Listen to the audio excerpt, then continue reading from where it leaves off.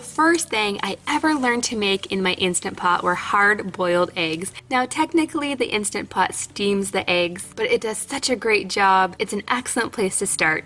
The first thing you have to do is insert your steam rack, and this should come with your Instant Pot. Next, you're going to pour just 1 cup of water into the bottom, and then place your eggs on top of the rack, and you can put as many as you want. Next, you're going to place your lid on and twist it into place. So far, so good. Next, you're going to want to make sure your vent on the top is closed. This is really important. There's a venting side and a sealing side. Make sure it is sealed. Next, you're going to push the manual button, and then you could enter anywhere between 3 to 5 minutes. 3 minutes if you like a soft-boiled egg, and 5 minutes if you like it cooked all the way through without overcooking. When the cooking time is up, you're going to do a quick release of the pressure by turning the knob to venting.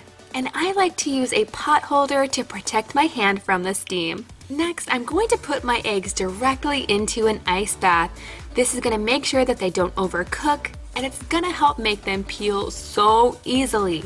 These hard-boiled eggs are great for egg salad, potato salad, or just to have a quick snack. Now, after I learned how easy these are to make in the Instant Pot, I've never boiled eggs on the stovetop again.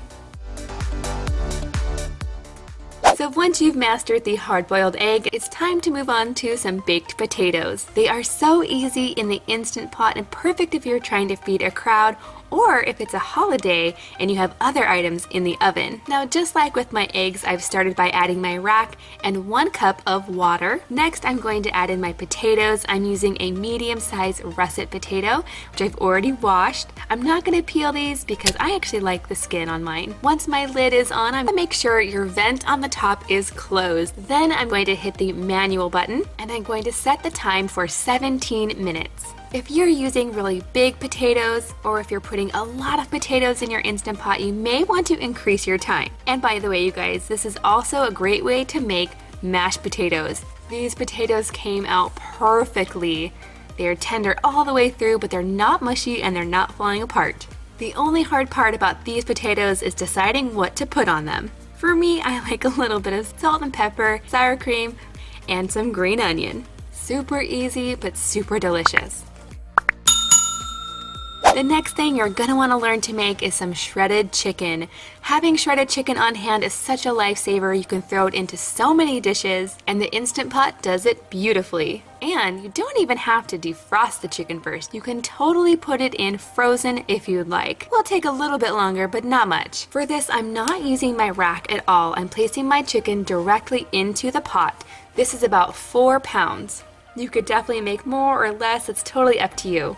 Next, I'm going to pour in 1 cup of chicken broth. If you don't have chicken broth, you can just use water. And then I like to add some seasoning to my chicken. So I'm going to throw in 2 teaspoons of Italian seasoning, 2 teaspoons of onion powder, 2 teaspoons of garlic powder, followed by salt and pepper to taste. I don't go crazy on the salt and pepper though because I want to use this in other recipes. Next, I'm going to hit the manual button, or you could hit the poultry button if you'd like. And I'm going to set my timer for 8 minutes for this amount of chicken. Now, if my chicken was frozen, I would probably cook it for about 13 minutes. Now, when my time is up, I'm gonna go ahead and do a quick release on this. And I do that because I don't want my chicken to dry out. If I let the steam naturally release, my chicken can become dry. As you can see, this chicken just shreds apart so easily. You can just throw it into any recipe you want, or you can even freeze it and have it on hand when you need it. Next up, we're going to make Mississippi pot roast. Now, normally this takes all day if you want to cook it in the slow cooker, but in the Instant Pot, you can make it in about an hour.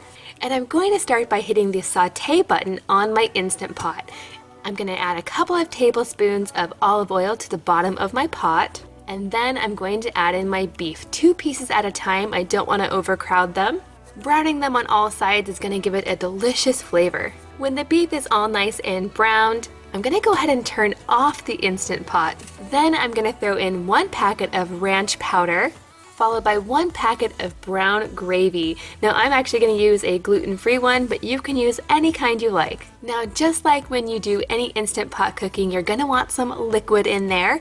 So to add some added flavor and to help tenderize the beef, I'm going to add some Coke, about 1 cup. You could substitute this with beef broth or water if you'd like. Next comes my favorite part, the pepperoncinis. These aren't very spicy, they just add a nice tang and saltiness to the pot roast. I like to add about 8 in there, just throw them in whole, followed by a couple tablespoons of butter. Next, I'm going to place my lid on. I'm going to make sure my valve is on sealing. Next, I'm going to hit the meat or stew button, and I'm going to set my timer for 40 minutes. I want my pot roast to shred apart easily, but I don't want it to dry out. When the time is up, I'm going to turn my valve to venting, and when it's safe, I can open her up.